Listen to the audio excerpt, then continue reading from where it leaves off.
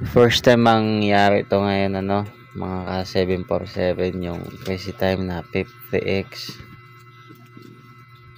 Napakalaking panalaw nito.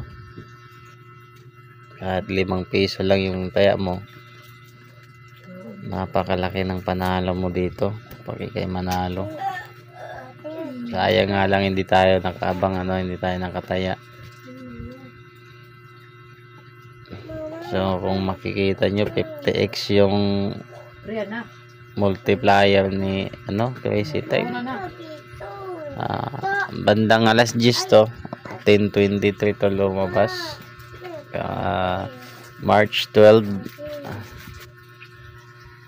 kagabi lang. Hindi tayo nakaabang kasi nakatulog tayo ng maaga. So yan, may double pa yan. Yung higher multiplier niya dito is 5,000 sa unang ikot ni ng ruleta. Tingnan nyo guys, ayan, unang ikot pa lang yan.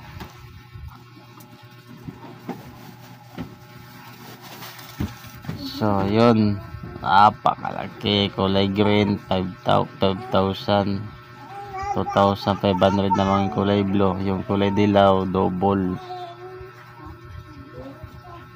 So magiging 10,000 na dyan yung yung multiplier niya kasi naging double.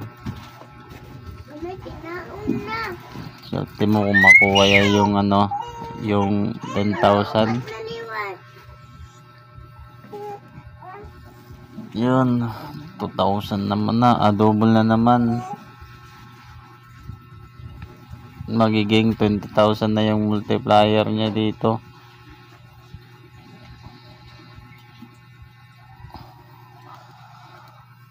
Kung 5 piso yung tayo mo, tapos 10,000, magiging 50,000. Napakalaki.